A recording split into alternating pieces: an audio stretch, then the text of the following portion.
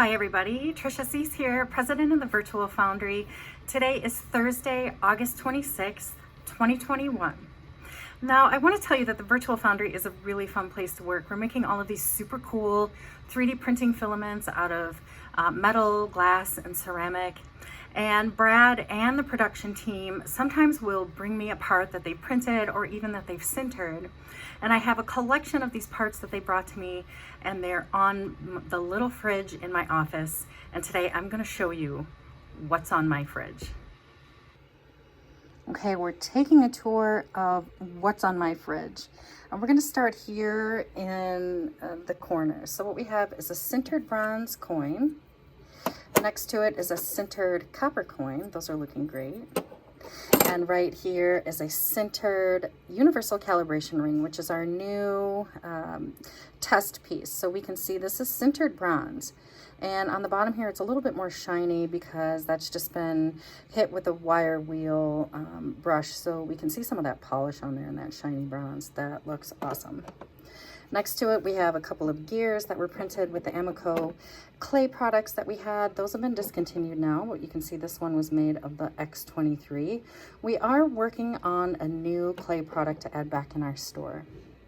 Next, we have some sintered stainless steel pieces. These are pretty thin, been through the sintering cycle.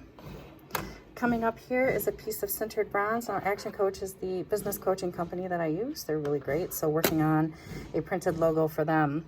Now this piece is pretty cool. This is obviously not in filament form.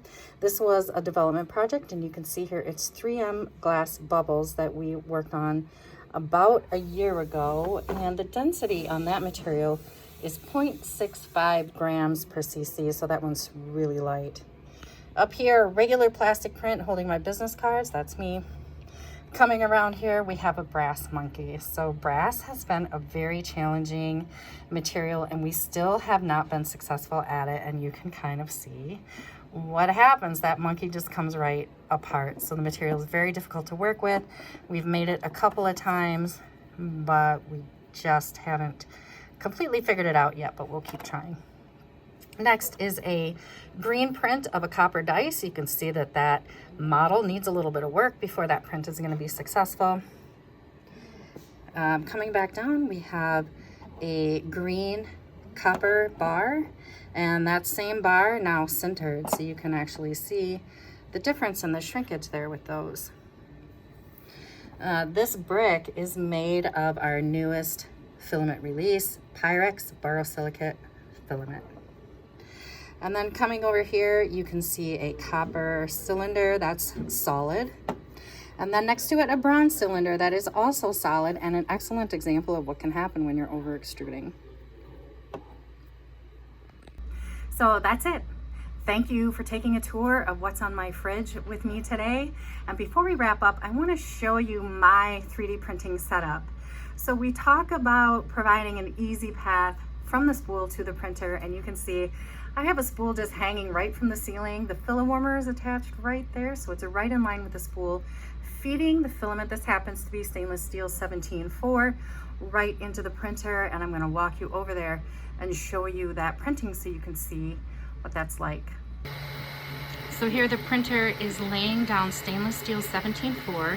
It's printing one of those calibration ring parts that I showed you earlier that was in bronze on my fridge.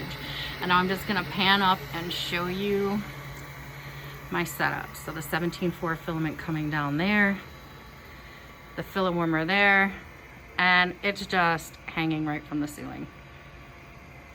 So that's how we make it happen.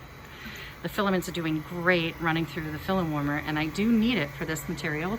Without it, it keeps breaking right before it goes in, but the Filawarmer cures all of that. Thank you for joining me on the tour of what's on my fridge today. We'll see you next time.